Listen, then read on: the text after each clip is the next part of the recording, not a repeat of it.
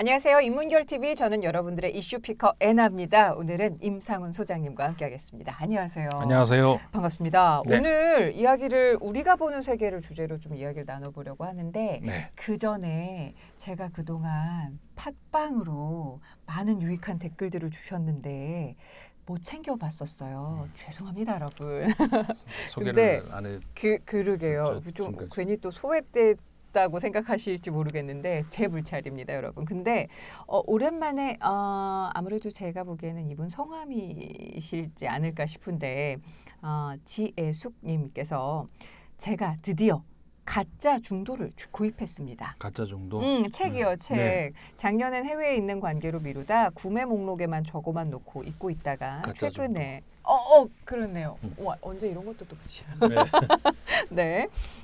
얇지만 절대 얇지 않은 내용임은 분명합니다. 여러 면에서 늘 중간을 선택하며 사는 게 안전한 듯 나도 모르게 비겁하게 살고 있는 것 같아서 좀 그렇거든요. 여튼 많은 생각하고 살지만 이렇게 팟캐를 알고 듣고 생각하며 사는 나 누구보다 삶에 만족하고 살고 있다는 확신을 합니다. 예, 삶의 질을 높이는데 많은 이바지를 하시는 우리 임상훈 소장님이랑 애나님께 정말 엄지척입니다. 엄지척. 예, 저도 그런 사람이 되면 좋겠어요라고 남겨주셨는데, 이런 게 보람이 있죠. 네, 그럼요.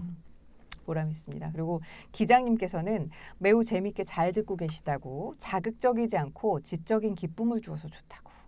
감사합니다. 카비님 응원해 주셨고 여러 가지 그러니까 에피소드를 저희가 이렇게 차곡차곡 올렸는데 이것에 대한 설명들 또 이것에 대한 의견들을 이렇게 고이 전해 주셨었네요. 죄송해요. 제가 한동안 못 봤습니다, 여러분. 근데 또 이분의 이야기도 있어요. 미티펜이라는 닉네임 쓰시는 분인데 현재 칠레 사태에 대해서 좀 궁금하시다고 겉껍질 말고 보다 근본적인 핵심을 좀 다뤄달라고 하시면서 저는 이 말이 굉장히 뿌듯했잖아요. 어떤 말요? 여기 말고는 기대할 때가 많지 않네요. 박수. 이런 게 보람이죠. 이런 게 보람이죠. 그렇죠. 감사합니다. 감사합니다. 지하철 요금 50원 오른데 이런 거에 뭐 거대한 사태가 일어났다라는 이야기만 자꾸 나오는데 뭔가 이건 아닌 것 같다라는 이야기를 전해주셨어요. 네. 자, 이 이야기를 오늘 중심으로 우리가 보는 세계를 좀 진행을 해보려고 하고요. 그 전에 저희 스튜디오 왔더니 오늘 뭔가 많이 변했는데 이 앞에 있는 이곳은 무엇입니까, 소장님? 지난번에 우리 유럽 네. 무슨 얘기 할 때였죠? 그 제가 유럽 나라들 쫙 나열하다가 UN 가입국 뭐 이런 거였나? 그 UN 유럽연합 가입국. 예, 유럽연합 가입국 뭐 또 저기 유로존 얘기하고 그런 거 하면서 유로존을 제가 아마 쭉 나열하다가 하나 빠졌는데 뭐지? 하면서 퀴즈로 냈는데 예, 그 퀴즈로 맞추신 분 중에서 추첨으로 맞아요. 책을 드리겠다 그랬거든요. 그래서 오늘 그 추첨이 이루어지는 거죠. 추첨을 오늘 꼭 하라고 이제 PD가 이제 준비를 해놓은 거예요. 네.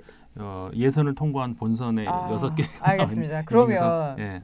아무래도 좀 선착순 위주로 해서 6분을 고르셨을 텐데 네. 마음 같아서는 6분 다 드리고 싶은데 네. 약간의 재미를 위해서. 글쎄, 저도 다 드리고 싶은데. 네. 뭐 어떻게 뽑을까요? 저 하나, 소장님 하나 이렇게? 그러죠, 뭐. 딱 2분께만? 2분 하기로 했으니까. 네, 알겠습니다. 네, 2분을 하죠, 근데 어떡하지? 저 이런 거 뽑기 잘 못하는데. 뭐 이렇게 섞을까? 섞어서 할까요? 아니면 네. 이렇게 어떻게 할까요? 어떻게 하실래요? 그냥 하나하나 뽑죠. 네. 자, 그러면 어떻게, 이렇게 섞어요? 아니면 어떻게? 섞을까요? 섞어요? 한번? 자. 좋아요. 섞어서. 아니 좀 카드 좀 해보신 손에서 에너지가 오는? 뭔가 이분이 네. 짠. 자, 화면에 보여주시죠. 유튜브로 네. 보내신 분인데 네. 아무래도 임인희님 같은데요. 오, 축하합니다. 우후. 유튜브로 보내신 분입니다. 네. 자, 한 분 됐고요. 가까이 요 분을 뽑을게요. 요 분은 팟빵으로. 우와, 잘 됐다. 팟빵으로 모키타 구사님. 모키타 구사님 축하드립니다. 오, 야. 모키타 구사님. 그러면 이 두 분께 어떤 책 드리는 거예요? 두 분이 네. 그러니까 두 분의 연락처는 모르잖아 우리가. 아, 예, 그러니까 예. 주소를 보내주셔야 되는데 아, 네, 네. 주소를 보내주실 때 예. 저 원하는 책 가짜 중도와 네. 21세기 엘리트 가운데서 네. 원하는 네. 책을 선정을 하시면은 축하드립니다. 모키타 구사님 팟빵으로 참여해 주셨고 그리고 한 분은 유튜브로 참여하신 임인희님. 네. 이 두 분은 저희에게 다시 한번 좀 연락을 주시기 바랍니다. 네. 메일로 이제 보내주시면 될 것 같아요. 그렇죠? 메일로. 왜냐하면 주소는 개인정보니까 그렇죠. 네. 그 댓글에다 쓰지 마시고 네. 메일로. 메일 주소가 인문결@gmail.com이거든요. 네. 인문결을 어떻게 쓰냐면은 네. IN 자막으로 나가요. 아 그래요? 네. 그래도 이 네 분도 너무 아쉽지만 저희가 또 이렇게 가끔 좀 자주 하죠, 에피소드마다 뭐. 해보죠. 네. 뭐 좋습니다. 언젠가는 받을 수 있게. 네. 근데 제가 사실은 이 책을 읽으면서 아직도 기억이 나는 게 밑줄 추면서 읽었던 기억이 나거든요. 정말 얇지만 얇지 않은 그런 내용을 앞서 우리 또 팟빵으로도 소감을 남겨주신 분 계셨는데 정말 괜찮은 책입니다. 여러분 한번 꼭 지켜보셨으면 좋겠고요. 자, 앞서 우리 또 질문해주신 분의 이 미티팬님의 말씀대로 요즘 칠레 사태가 좀 궁금해요. 네. 칠레에서 정말 커다란 소요 사태가 났는데 네. 좀 자세하게 이야기 좀 나눠주시죠. 네. 오늘 칠레 이야기로 해보죠. 네. 칠레 이야기 대략 아시는 분도 계실 거고 칠레가 어쨌길래 칠레 얘기를 하나 그런 분도 있을 수 있으니까 네. 칠레가 우리 어릴 때부터 이제 그 칠레 하면 어떤 나라로 기억하세요? 어떤 나라? 저는 어릴 때 칠레 그러면 이제 제일 긴 나라. 아, 그치. 길쭉한 위아래로 나라. 이제 제일 길고. 저는 요즘에 와인으로 그렇죠. 칠레 칠레 와인이 많이 마시니까. 유명하죠. 네. 근데 저는 아직까지 그 와인은 그냥 프랑스 거로 그냥 보르도 뭐 이런 좀 그런 게 있어요. 브르고뉴 이런 쪽으로. 웬만하면은 그 와인은 그냥 프랑스 걸 마셔주는 걸로. 네. 근데 가격 대비 이 뭐라고 할까요? 그런 거 가성비라 그래요? 그런 걸로 보면은 사실 다른 와인 더 좋은 게 많이 있어요. 맞죠? 예, 칠레나 캘리포니아나 그리고 요즘 우리나라에서도 나와요. 우리나라도 전부 다 나오지 않았나요? 근데 요즘에 좀 좋은, 활발하게 그러니까 라벨도 붙이면서 좀 되는 게 있더라고요. 예. 그리고 그 양적으로 포도주를 제일 많이 생산하는 나라가 어딘지 아세요? 어디예요? 이탈리아예요. 아, 그렇구나. 네. 그러니까는 이 뭐라고 할까 그 밸류 브랜드 가치 이런 걸로 하면 이제 프랑스가 와인 하면 프랑스 하지만 양적으로는 이탈리아가 많이 그리고 이제 미국 캘리포니아 쪽도 굉장히 그쪽도 많이 나죠. 생산하고 가쁜 와인 얘기가 갑자기 뭐 와인 얘기. 근데 참고로 저는 와인을 많이 마시진 않아요. 저는 그냥 싼 술을 마십니다. 아니 와인도 뭐 싼 것도 많더라고요. 요즘에. 근데 저는 그 제일 싼 술을 마시고 제일 싼 술? 우리나라에서 제일 싼 술은 소주 좀 막걸리고 그렇죠. 알코올 농도로 따지셨을 때 소주가 제일 싸지 않을까요? 네. 그렇겠네요. 그렇게 보면 그렇네요. 제일 싼 술을 먹기 때문에 소주를 제일 많이 마시고요. 프랑스에서는 와인을 많이 마셨죠. 왜냐하면 와인이 제일 싸니까. 그렇구나. 그래서 그때는 와인을 마셨고 한국에서는 소주를 마시고 제일 싼 걸 마십니다. 제 본명을 아시는 분들은 이제 얘기하시는데 주자가 구술주자인데요. 술주자가 아니냐고 자꾸 여쭤보시는 분들 계신데 구술주예요, 여러분. 술주로 헷갈리지 마세요. 왜 이러세요? 술준줄. 네. 자, 오늘 칠레 이야기로 다시 돌아가 봐서 칠레 하면은 가장 기다란 나라 정도. 그리고 저 같은 사람도 와인 정도로 알았는데 요즘에 소요 사태가 좀 심상치가 않더라고요. 네, 그렇죠. 왜 그런 건가요? 칠레가 일단 그 아까 우리가 생긴 걸로 긴 나라다, 뭐 굉장히 좁고 긴 나라잖아요. 남미에 있는 이제 국가인데 남미에 오늘 또 오늘 한번 해볼까요? 유럽 그때 할 때 유럽 한 바퀴 돌았잖아요. 남미 한 바퀴 돌아볼까요? 좋다. 남미에는 12개 나라가 있어요. 그러니까 물론 중미까지 합쳐서 그걸 전체를 남미로 하자면 더 훨씬 많지만 왜냐하면 중미에는 그 그 대륙에 있는 나라들도 있지만 섬나라도 되게 많아요. 조그만 섬나라. 예. 그래서 중미를 제외하고 남미만 놓고 얘기하자면 12개 나라가 있어요. 야, 이거 저는 지금 약간 소장님의 개인기를 요즘에 좀 들여다보는 그런 생각이 드는데 개인기 그 뭐 여러 가지 그럼 뭐 말 나온 김에 제가 막 여러 개 앞으로 시간 나는 대로 좋습니다. 방출하는 좋습니다. 거예요. 예. 기타도 있으니까. 자, 남미 12개국 한번 읊어보시죠. 자, 콜롬비아, 음흠.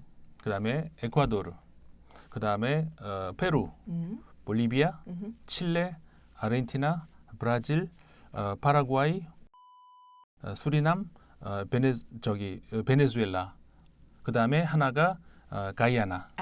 이렇게 해서 12개 나라가 있어요. 어느 나라가 빠졌을까요? 이번에도 역시 정답을 맞추신 분들 중 추첨으로 한 분께 책을 선물로 보내드리겠습니다. 많이 참여해주세요. 네, 좋습니다. 자, 12개 나라 일단 말씀을 드렸어요. 12개 나라 중에서 이제 칠레가 있는데 이 남미 대륙이 이제 여러 가지 이제 별칭이 많이 있죠. 네. 좀 뭐라고 할까요? 불명예스러운 별칭이라고 한다 그러면은 미국의 앞마당 혹은 뭐 뒷마당 네. 뭐 이렇게 그러니까는 미국하고 같은 주 미주 대륙이라고 우리 하나로 얘기를 하자면 가까이 있잖아요. 어쨌든 네. 그러다 보니까는 미국이 좀 마음대로 하고 싶은 생각이 있겠죠. 근데 이제 미국이 하고 싶은 대로 협조를 하는 그런 또 사람들이 있고 무슨 소리야? 그래서 미국을 이제 좀 거부하는 이런 사람들이 그러니까 남미에는 계속해서 이제 있었어요. 남미는 과거에 이제 볼리바르라고 하는 볼리바르 장군이 네. 그 미국과 캐나다처럼 큰 나라로 이렇게 남미의 그 합중국처럼 만들려고 하는 그런 꿈을 꾸던 시기도 있었는데 네. 결국은 통합이 안 되고 이제 갈라졌죠. 그리고 이제 지금 브라질과 나머지 나라들이 언어가 다르잖아요. 네. 브라질에서는 포르투갈어를 쓰고 나머지 나라들은 스페인어를 쓰는데 그 선이 이제 과거에 식민주의 시대 때 포르투갈하고 스페인하고 그 줄 그어서 이렇게 나눠 갔던 그 선이 네. 그래. 근데 브라질 같은 경우는 이제 큰 대륙 그 나라로 이렇게 남았지만 나머지 스페인어를 쓰는 곳은 아까 말씀드렸던 그 볼리바르의 그 큰 합중국 꿈에서 이제 깨졌죠. 그래서 이제 지금 현재 여러 개 나라가 돼 있고 그 스페인어를 쓰는 나라 중에서는 그러니까 그 대륙으로 따지자면 아르헨티나가 제일 크죠. 네. 그리고 물론 이제 중미로 가면 또 멕시코도 또 크지만 칠레는 그 아르헨티나 옆으로 이제 길게 이렇게 태평양 쪽으로 있는 나라인데 네. 그 나라들 중에서 남미의 12개 나라 중에서 제일 잘 사는 나라가 어딜까? 제일 잘 사는 나라를 이제 기준을 뭐로 잡느냐에 달려 있겠죠. 네. 뭐 GDP로 따지면 당연히 브라질이죠. 워낙 인구가 많고 세계 9위. 9위나 돼요? 네. 인구가 워낙 많으니까. 시장 자체가 크니까. 그렇죠. 근데 브라질이 어쨌든 간에 네. GDP 규모로 9위예요. 근데 이제 1인당 GDP라면 저 뒤로 뚝 떨어지죠. 칠레는 어느 정도로 사느냐? 칠레도 뭐 그 괜찮아요. GDP 규모로 남미에서 네 번째, 다섯 번째 정도 돼요. 네. 좀 남미에서 그 중에서 그나마 좀 사는 나라가 그러니까는 GDP 규모로 했을 때 브라질과 아르헨티나 그다음에 콜롬비아도 좀 그렇고 그다음에 칠레 이런 나라들이 좀 그 GDP 규모가 높은 나라인데 그 남미 국가들 중에서 유일하게 OECD의 그 회원국이 어디냐면 그게 칠레. 칠레. 예. 네. 그러니까 중미까지 하면은 멕시코가 또 OECD 국가고, 그러니까 이 미주 대륙에서 OECD 국가가 캐나다, 미국, 멕시코, 칠레. 이렇게 있는데, 그러니까 칠레가 그러니까는 사실 남미 국가들 중에서는 OECD 국가에 가입이 되고, 물론 우리보다 늦게 가입이 됐지만 그 처음 가입되고 할 때는 이제 부러움도 사고 그랬던 나라죠. 네네. 근데 지금 이제 소요 사태가 나고 이런 것은 뭐냐면은 우리나라 언론에 이제 가장 뭐라고 할까요? 많이 나오는 제목은 그거죠. 지하철 요금 50원 인상 때문에 뭐 이런 식으로. 근데 지하철 요금 50원 인상이 도화선이 됐다. 이렇게 표현이 많이 나와요. 근데 뭐 꼬투리를 잡는 게 아니고 이거는 그냥 아무것도 아닌데 도화선이라고 하면은 아무 일 없다가 이 작은 불꽃 하나가 탁 나가서 뻥 터트린다는 그게 그야말로 도화선이잖아. 무언가가 촉발되는. 네. 아무 일 없다가 그렇죠. 근데 그래서 그런 의미에서는 그 도화선보다는 상황을 잘 설명하기 위해서는 그 뚝, 제방 뚝 있잖아요. 네네. 뚝의 가장 이 부실한 부분, 그 마지막 그 뚝이 무너졌다. 그러니까는 사실은 어마어마하게 쏟아질 거리가 있었죠. 근데 이거를 겨우 막고 있었는데 네. 그 뚝의 그 가장 그 마지막 부실한 부분 그게 네. 이제 허물어지면서 쏟아져 나왔다. 이렇게 표현하는 것이 더 적절해 보여요. 그러니까는 멀쩡하다가 지하철 요금 50원 올렸는데 시비 걸다가 옆 사람은 때렸는데 옆에 시비 걸고 이렇게 해서 이렇게 커진 게 아니고 그 전에 이 칠레를 비롯해서 이 남아메리카의 가장 큰 문제점이라 한다 그러면은 일단 국가 차원에서 보면 국가의 부채가 네, 너무 많고 너무 크고요. 예. 그 다음에 국민 삶의 질로 따지자면은 빈부격차가 어마어마한 거고 사실은 지금 그 칠레에서의 가장 큰 문제도 이 빈부격차의 문제예요. 그것이 이제 결국 이 사태까지 온 거고요. 네. 그러니까 칠레가 과거에 칠레 하면 또 그 독재자 피노체트를 떠올리실 수 있죠. 과거의 긴 시간 동안에 아옌데 정부를 무너뜨리고, 그러니까는 여기서도 마찬가지고 아옌데 정부를 무너뜨린 그 쿠데타 세력.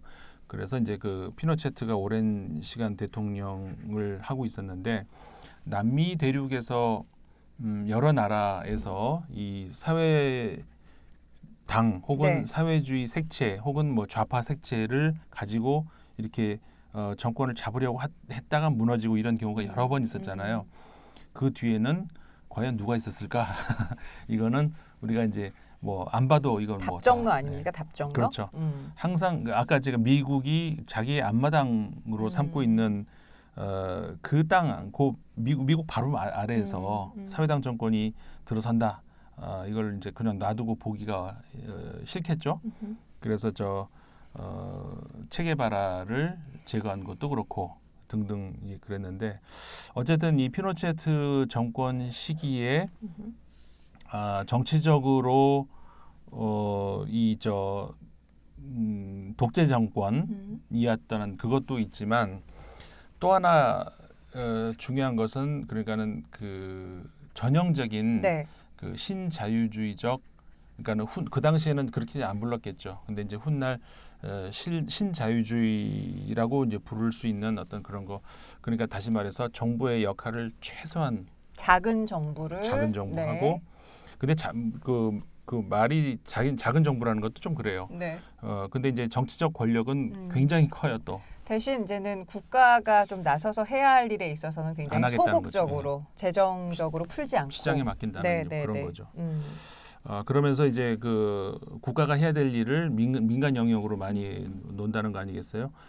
그래서 이 피노체트 정권 당시에 대표적인 것이 뭐였냐면은 그러니까 모든 그 민영화 중에서 연금의 민영화 이게 이제 대표적으로 꼽을 수가 있어요. 네. 국민연금을 민영화했다는 거죠. 네. 보통 우리 국민연금 하면 그거잖아요. 우리 쉽게 얘기해서 일을 젊을 때는 하다가 이제 나이가 들어서 일을 좀 안 하게 될 때 되면은 뭘 먹고 살지? 그러니까 미리미리 돈을 이렇게 모아놨다가 그걸로 먹고 살자. 이게 그러면 이 돈을 어디다 모으지? 뭐 은행에다 모을까? 아니면 국가가 한번 책임져 주나? 어쨌든 이게 연금 문제잖아요.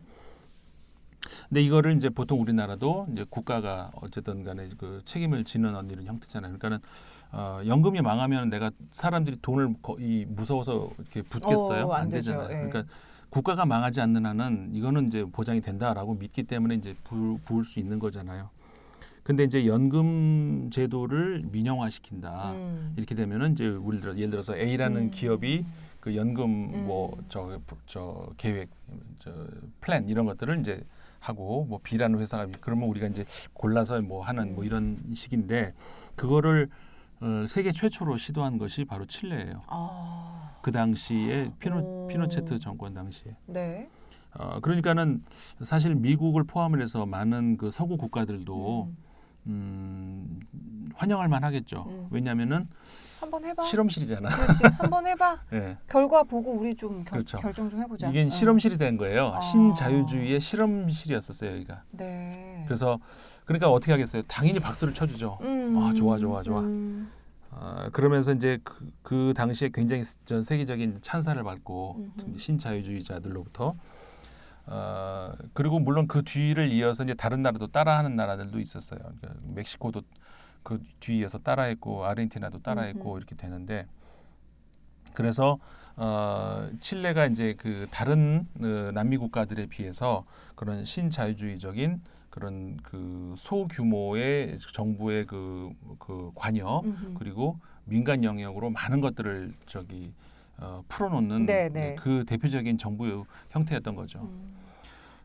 근데 이제 이게 문제가 이제 드러나기 시작을 한 거예요. 네. 그리고 이제 일단 그 전에 눈에 더 띄는 그것이 이제 피노체트 독재자 바로 이 이퀄 관계잖아요. 그러니까 피노체트가 이제 무너지고 나서 그 정권이 무너지고 나서 바첼레트라는 대통령이 이제 기억하시는 분 있을 거예요. 미셸 바첼레트라고 네.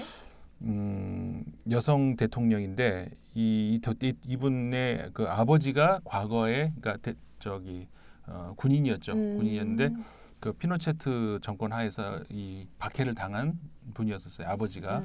그러니까는 이 바첼레트도 어린 시절에 이제 그런 것들을 다 보고 그러면서 이제 결국은 이제 대통령이 된 거죠. 네. 그러니까 국민들도 대통령을 만들어주는 데 있어서는 그것도 많이 작용을 했겠죠. 이 바첼레트 대통령이 당선이 된 이후로는 그래서 이걸 되돌리려고 많이 노력은 했었어요. 네. 근데 그런 게 있잖아요. 한 번 풀어준 걸 다시 쥐어담기는 굉장히 어렵죠. 네. 그러는 과정에서 바첼레트 대통령이 됐다가 그다음에 지금 현 대통령이 피니에라 대통령인데 피니에라 그 바첼레트가 대통령이 됐다가 피니에라 대통령 됐다가 바첼레트 됐다 피니에라 됐다 서로 주고받고 2대2로 지금 동점이에요. 네. 그러니까는 바첼레트 대통령이 진보 성향이고 그다음 피니에라 대통령이 보수 성향이죠. 그리고 이 보수 성향이라 함은 뭘 의미하냐면은 이제 아까 말씀드린 그런 신자유주의를 신봉하는. 그래서 다시 말하면은 그 미국을 비롯한 이런 그 서방 국가들의 그 지지를 받을 수 있는 그렇죠. 주류 경제의 지지를 받는 이런 다시 말해서 그 외 자본을 이제 외채가 아니라 이제 그렇죠. 외부 자본을 많이 끌어와 가지고 이제 여기다가 이제 투자를 많이 유치를 해서 이제 파이를 키우고 이거죠. 네. 근데 이제 그게 외부의 자본이 들어온다라고 하는 것이 그게 이제 말릴 일은 아니죠. 좋은 거죠. 투자를 많이 유치한다는 건 좋은 일인데 이게 결국은 부의 뭐라고 할까요? 그 유출 밖으로 나가버리는 그게 문제라는 것이죠. 그러니까 밖으로 다 이제 뺏긴다는 거. 그러니까 부실한 그 구조 속에서 이게 이제 다 밖으로 뺏겨버린다는 이게 문제가 되는데 결국은 그러니까 지금 현재 피니에라 대통령이라고 아까 얘기했잖아요. 피니에라 대통령 하에서 또다시 이게 아까 2대2로 왔다 갔다 한다 그랬잖아요. 네네. 이게 그러니까 보수 정권이 들어서면은 당연히 그 외부의 지원을 많이 받는 거죠.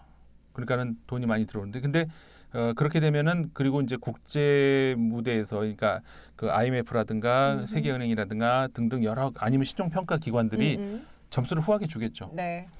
그리고 좌파 대통령이 되면은 저 불안해져 이상해 이렇게 되면서 신용 평가를 되게 낮게 한다든가 이런 게 있겠죠. 그러니까는 어느 쪽에 기준을 두냐에 따라서 우파 정권이 들어서면은 국제적인 신용도가 올라가겠죠. 왜냐하면 점수를 많이 주니까. 대신에 빈부격차는 확 커지는 거예요. 그러니까 그 사이에서 부자들은 그걸 또 잘 활용해서 굉장히 챙겨가면서 자신의 부를 늘릴 수 있지만 그렇죠. 빈자들은 어쨌든 국부 유출되는 상황을 그냥 지켜보고 자기 주머니에 들어올 수 없는 그런 것들만 많이 목격하게 되는군요. 그러니까 그리고 남미를 지탱하는 것 중에서 이제 지하 자원을 통해 가지고 특히 이제 석유 같은 거, 베네수엘라 같은 경우도 그렇잖아요.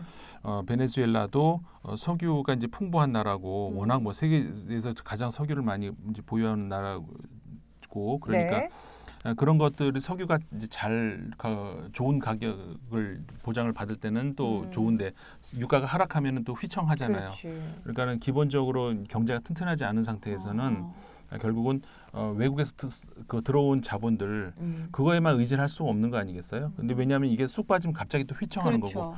그러니까 제대로 된 어떤 경제적인 그 펀더먼털이라고 하는 이게 굉장히 약한 약하죠. 상황. 예. 그런 상황에서 사실 브라질도 마찬가지였고 네. 남미의 많은 국가들이 이 빈부격차가 이제 어마어마하게 크고 빈부격차는 또 곧 그 교육 수준의 차로도 이어지잖아요.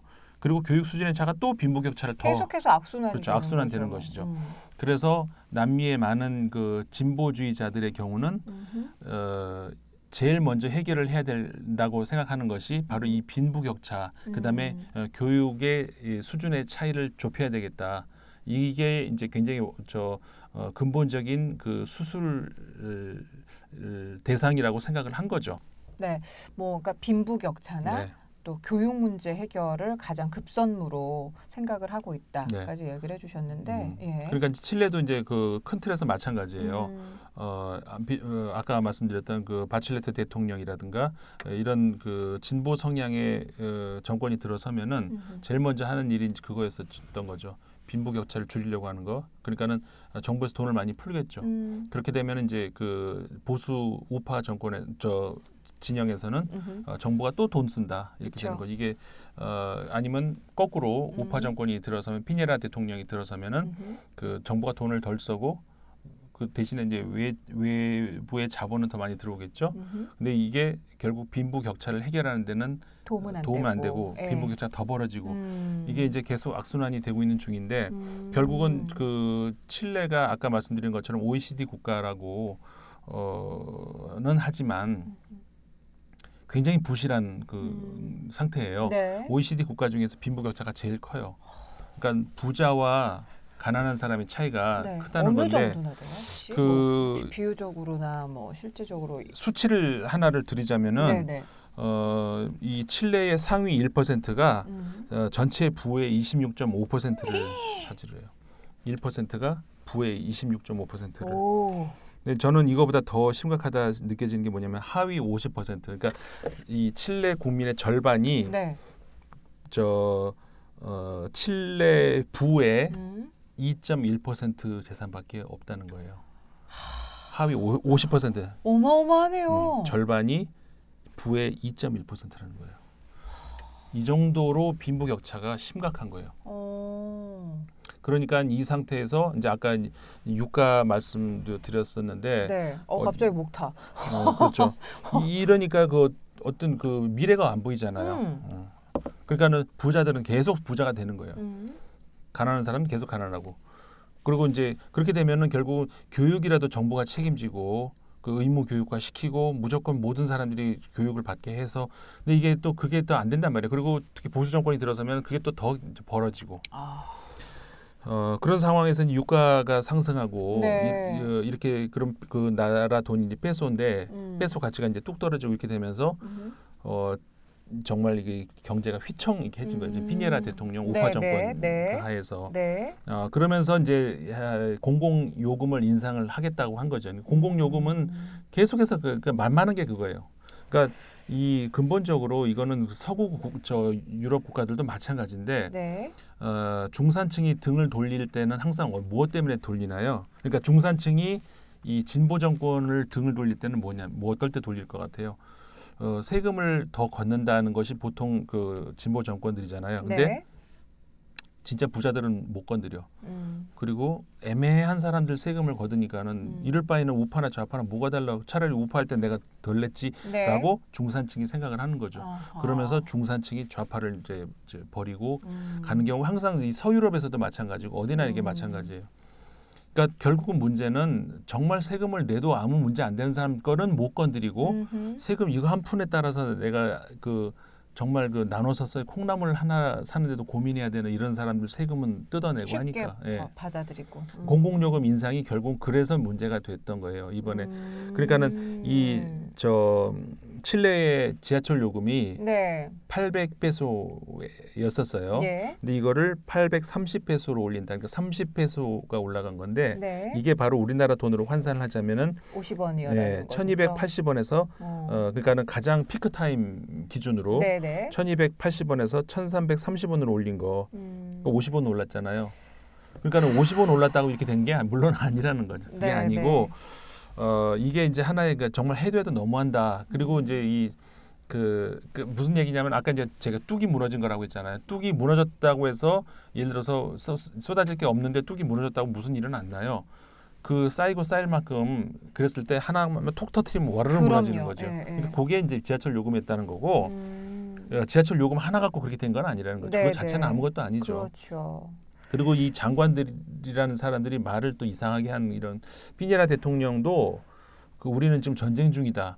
지금 자기 국민을 상대로 그 먹을 거 달라고 하는 사람 상대로 전쟁 중이라고 얘기를 하는 그런 거에서 그 기름을 부은 거죠. 그렇죠, 그렇죠. 그리고 이제 그 교통장관이라는 사람은 무슨 얘기를 하냐면은 정확하게 얘기하면 교통장관 제가 확인을 하고 말고 또 엉뚱한 사람 욕 먹게 하니까 네. 그 교통장관 맞아요. 무슨 얘기를 하냐면은 글로리아 후트라고 하는 교통장관이 지하철 요금이 다른 나라에 대비해서 낮은 수준이다 얘기했는데 틀린 정보죠.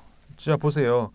우리나라하고 비교를 해볼까요? 우리나라도 1,250원 정도 되죠? 그렇죠. 근데 1,280원이었었어요. 네. 이미 우리나라보다 높잖아요. 높았고. 근데 이걸 올리면 1,330원이 되잖아요. 네. 그러니까 우리나라보다 높아요. 근데 우리나라하고 그렇게 비교하면 안 되고 이 나라의 그 최저임금을 한번 보자고요. 네. 칠레가 최저임금이 이걸 월로 환산하면은 예.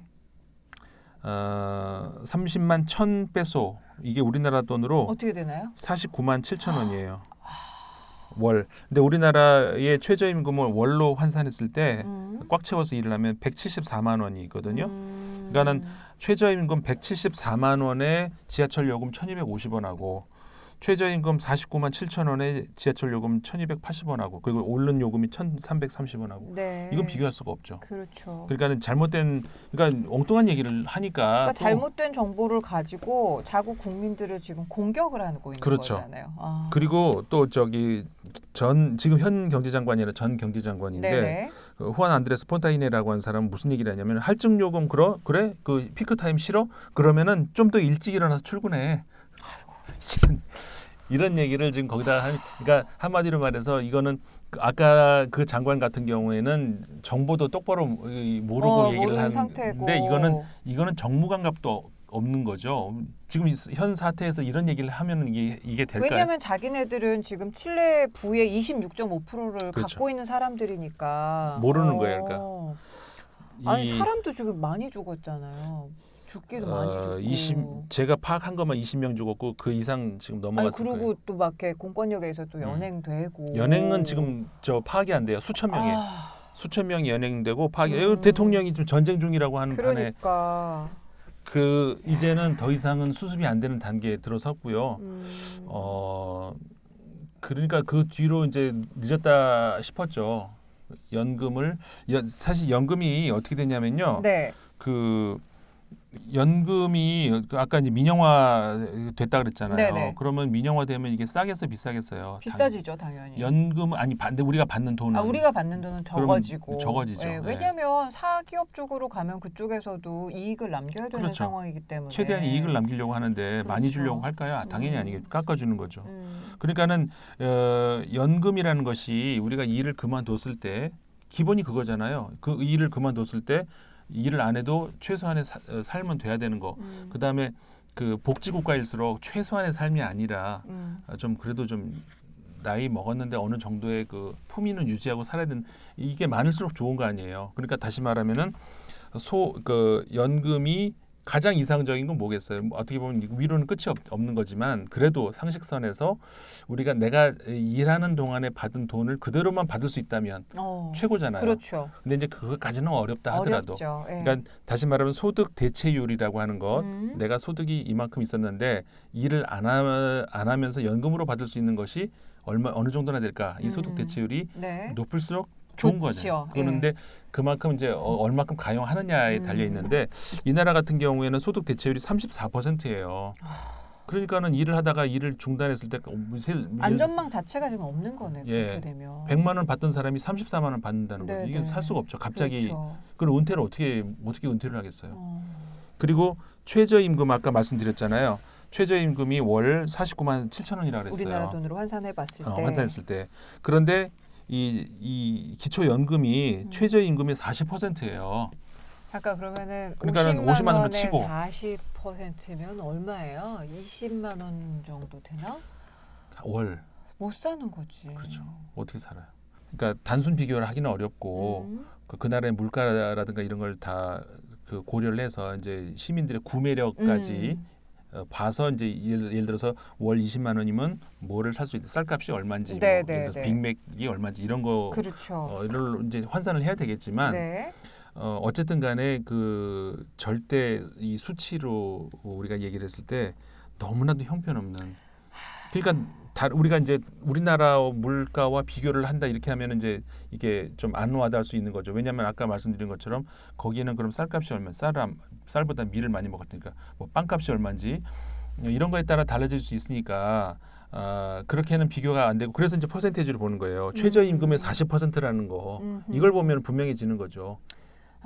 그다음에 소득 대체율의 34%라는 거. 그러니까 보세요. 소득 대체율의 34%고 최저임금의 40%라고 하니까 이미 소득 자체도 최저임금이나 그냥 그게 그거라는 거죠. 아까 그 국민의 50%가 전체 부의 2.1%를 소유하고 있다 그랬잖아요. 이런 빈부의 격차를 가지고 있는 나라에서 이게 이제 어디서부터 시작이 됐냐면 바로 그 피노체트 정권부터 시작된 신자유주의에서의 그런 공공 영역의 민영화. 이 부작용을 지금 고스란히 다 그렇죠. 받고 있는 그런 상황인데 이게 현재 그 칠레가 안고 있는 문제점이라는 거예요.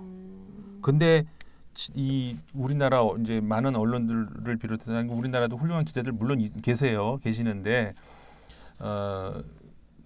우리나라 이 남미를 관련된 이렇게 보도 같은 거 나올 때 되면은 참 뭐 이런 얘기는 안 하고 자극적인 얘기만 하잖아요. 그렇죠. 무슨 지하철 50원 올렸다고 폭동이 일어나서 사람 몇천 명이 잡혀가겠어요, 설마. 근데 우리 미티팬 같은 분들이 꿰뚫어 보시잖아요. 아니 그게 사태의 본질은 아닐 건데 왜 자꾸 그런 이야기만 아니죠. 자극적으로 뽑는지 모르겠다라고 하시면서 저희에게 기대해 주셨고요. 기대해 주셨고요. 기대기도 하고 기대해 주시기도 하셨는데 그것에 대한 답을 좀 찾아봤습니다. 근데 지금 설명을 좀 들으면서 이거 우리도 좀 함께 반면교사 삼아야 될 부분들이 많지 않을까라는 생각이 맞아요. 들거든요. 지금도 우리가 이제 잘 주변에서 보시면은 그 민영화 기웃기웃하는 그런 기사라든가 많죠. 등등 보여요. 그 연금을 포함해서 공공 영역을 민영화시킨다는 거. 그러면서 아까도 말씀드렸다시피 그 과거에는 칠레를 굉장히 정말 대단해 이렇게 보던 사람들 지금은 이 칠레의 이 모델 실패한 모델이라고. 아직까지도 인정하기 싫은 사람들이 있는지 모르겠지만 그 국제 무대에서는 다 실패한 모델로 근데 되돌리기도 힘든 이런 모델로 인정을 하고 있는 거예요. 그러니까 이게 뭐 자꾸 저는요 이제 국제 문제를 이렇게 그 언론에서 이렇게 다루면서 반면교사 이런 말 좀 별게 안 좋아해요. 남일 이렇게 나쁜 일 벌어지면 야 우린 저러지 말아야지 이게 너무 몰라 그 개인적인 성향이지만 그 너무 공감 능력 떨어지는 얘기 아니에요? 아니 그래도 자꾸 그 어쨌든 그야말로 지구촌이라고 할 만큼 이게 멀리 떨어져 있는 곳이긴 하지만 그때 그곳의 상황을 자꾸 저는 이렇게 우리랑 생각을 하고 그렇죠. 이입해서 생각해 볼 수밖에 그러니까 없으니까. 저는 그래서 그게 당연히 그게 불필요하다는 게 아니고 남의 얘기를 했을 때 반면교사 이렇게 보는 것보다는 연대의식 저는 그 말이 좋다는 거죠. 그게 더 먼저죠. 사실은 그게 더 먼저겠죠. 그게 먼저 튀어나오는 것보다 이제 연대의식. 맞아요. 좋은 걸 발견했습니다. 연대의식은 좀 잊었던 것 같아요. 그냥 너무 먼 나라 얘기 정도로만 생각을 했었는데 공감하고 그들의 입장에서 이 문제를 어떻게 해결해야 될지에 대한 고민을 먼저 한 다음에 그렇죠. 혹시 우리나라에 시사할 점은 그렇죠. 없는지 그렇죠. 생각해보는 좋습니다. 네. 역시 수정 감사합니다. 예, 격리하시고요. 네. 네. 근데 지금 다시 한번 생각을 해봤는 게 이 네. 사회 안전망을 구축하기 위해서 노력을 기울여야 될 국가와 국가의 그 본질에 대해서 조금 고민도 그렇죠. 해봤으면 결국 좋겠는데 국가의 역할 그 문제를 우리가 아. 생각을 해봐야 될 문제라는 거예요. 네, 근데 참 사상자도 너무 많이 나고 진짜 그냥 현상만을 보도하고 있어서 그게 좀 많이 아쉬웠던 것 같은데 오늘 우리 미티팬님 덕분에 또 칠레 이야기 또 자세하게 다뤄봤습니다. 근데 수장님 근데 전 얘기를 나누다 보니까 네. 칠레뿐만 아니라 다른 그 남미 국가들도 좀 그렇죠. 궁금해졌어요. 네. 제가 예. 예전 애들은 그 농담 아닌 농담 가운데 그런 농담이 있었어요. 그러니까 휘발유, 그러니까 그 주유소에서 하는 농담인데요. 네. 그러니까 어떤 미국 잡지에서 봤는지 모르겠는데 기름값이 얼마예요? 보통 물어볼 수 있잖아요. 뭐 1리터 얼마예요? 갤런당 얼마? 이런 거 물어볼 수 있는데 그 사람이 고개를 갸웃갸웃하면서 물음표를 막 머리를 그리더니 주유 중에도 오를 수 있습니다. 라는 이야기를 했는데 그걸 너무 정색하고 했다는 거죠. 그게 결국 그 당시 아르헨티나 상태를 이야기할 때였거든요. 예. 그래서 남미라는 그 곳이 어떤 좀 배경을 가지고 있기에 이런 뭐 웃지 못할 그런 농담, 유머로 있는지 그리고 또 칠레가 이렇게 또 어려운 상황에 처했는지를 조금 알아보고 싶다는 생각이 드는데 우리 다음 시간에 남미가 자세히 해볼까요? 예, 우리나라에서 가장 먼 대륙이잖아요. 그렇죠. 비행 시간도 네. 엄청 가야 되죠. 지구의 정반대쪽 네. 대륙이니까. 근데 남미가 또 우리 그 K-팝을 비롯해서 엄청나죠. 한류 굉장히 좋아해주는 맞아요. 곳이에요. 그 먼 땅에서 이렇게 좋아해 줄까는 굉장히 또 고맙더라고요. 네네. 그래서 그런 곳이 그리고 저기 제가 그 더 젊었을 때는 어렸을 때라고 해야 되겠죠. 뭐 20대 초반, 10대 후반 이럴 때는 스페인어를 굉장히 좋아했어서 스페인어를 먼저 제가 진짜요? 예. 올리아 세뇨리타. 세뇨리타. 세뇨리타는 아니신데. 세뇨라. 세뇨라. 예. 근데 어쨌든 그래서 그 남미 대륙을 저는 옛날부터 이제 좋아는 했었던 곳인데 우리나라에서 이제 여러 가지 의미로 거리상으로뿐만 아니라 이제 멀죠. 정서적으로도 굉장히 멀어요. 네. 근데 또 좋아하시는 분들도 많잖아요. 워낙 매력적인 그런 뭐 정열의 나라, 뭐 남미 춤도 그렇고요, 음악도 그렇고. 근데 그만큼 우리가 좀 너무 추상적으로만 알고 있는 곳이 또 남미가 아닌가 싶어서 다음 시간에 그러면 조금 제대로 칠레를 통해서 문을 연 김에 남미로 한번 특집, 가볼까요? 네. 남미 좋아요. 음악도 하고. 직접 연주도? 제가 한번 남미 노래를 한번 하고 시작을 할까요? 다음 시간에. 좋아요. 기대하겠습니다. 그렇죠. 다음 에피소드를 엄청나게 애타게 기다리실 것 같은데 다음에 남미 특집으로 저희 다시 뵙겠습니다. 수장님 오늘 감사했습니다. 네, 감사합니다. 고맙습니다.